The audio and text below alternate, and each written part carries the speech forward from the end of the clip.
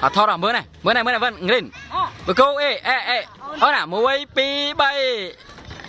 pi bay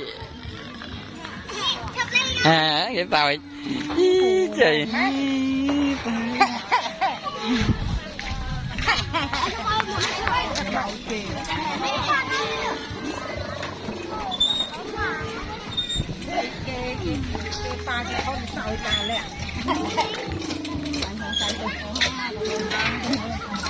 họ là ba ha ba